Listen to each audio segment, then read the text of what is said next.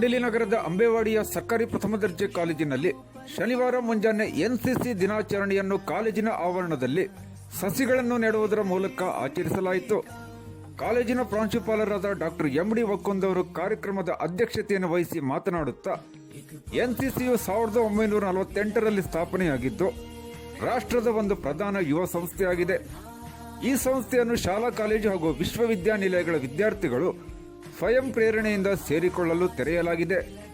ವೈಯಕ್ತಿಕ ಗುಣಗಳನ್ನು ಅಭಿವೃದ್ಧಿಪಡಿಸಿಕೊಳ್ಳುವುದು, ನಾಯಕತ್ವ ಗುಣಗಳನ್ನು ಬೆಳೆಸಿಕೊಳ್ಳುವುದು, ಗೆಳೆತನ ಬೆಳೆಸುವುದು ಹಾಗೂ ಆದರ್ಶ ಸೇವಾ ಮನೋಭಾವನೆಗಳನ್ನು ಮೈಗೂಡಿಸಿಕೊಳ್ಳುವುದೇ ಇದರ ಮುಖ್ಯ ಗುರಿಯಾಗಿದೆ. ಈ ಸಂಸ್ಥೆಯು ಶಿಸ್ತುಬದ್ಧವಾದ ತರಬೇತಿ ಪಡೆದ ಮಾನವ ಪಡೆಯನ್ನು ಹೊಂದಿದ್ದು ರಾಷ್ಟ್ರೀಯ ತುರ್ತು ಪರಿಸ್ಥಿತಿಯ ಸಂದರ್ಭದಲ್ಲಿ ರಾಷ್ಟ್ರಕ್ಕೆ ಸಹಾಯ ಮಾಡುತ್ತದೆ. ಅದರಂತೆ ಎನ್ಸಿಸಿಯಲ್ಲಿ 2 ಘಟಕಗಳಿವೆ. ಅದರಲ್ಲಿ ಸೀನಿಯರ್ ಅಂದರೆ ಕಾಲೇಜು ವಿದ್ಯಾರ್ಥಿಗಳಿಗೆ ಮತ್ತು ಜೂನಿಯರ್ ಅಂದರೆ ಶಾಲಾ ವಿದ್ಯಾರ್ಥಿಗಳಿಗೆ. ಈ ಕ್ಯಾಡೆಟ್ಗಳಿಗೆ ಹಲವು ಸೌಲಭ್ಯಗಳನ್ನು ಒದಗಿಸಲಾಗಿದೆ. ಅವುಗಳೆಂದರೆ ಎನ್ಸಿಸಿ ತರಬೇತಿ ಪಡೆದವರಿಗೆ ರಕ್ಷಣಾ ಸೇನೆಗಳಿಗೆ ಸೇರಲು ವಿಶೇಷ ಅವಕಾಶ ಕಲ್ಪಿಸಲಾಗಿದೆ.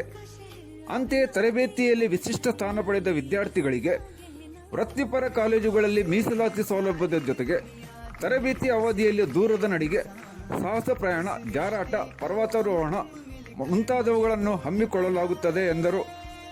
ಈ ಸಂದರ್ಭದಲ್ಲಿ ಪ್ರೊಫೆಸರ್ ಎಸ್.ವಿ. ಚಿಂಚಣಿ, ಅನಿಲ್, ಎನೋ ಡಾಕ್ಟರ್ ನಾಸಿರ್ ಅಹಮದ್ ಜಂಗುಬಾಯಿ ಹಾಗೂ ಕಾಲೇಜಿನ ಎನ್ಸಿಸಿ ವಿದ್ಯಾರ್ಥಿಗಳು ಉಪಸ್ಥಿತರಿದ್ದರು.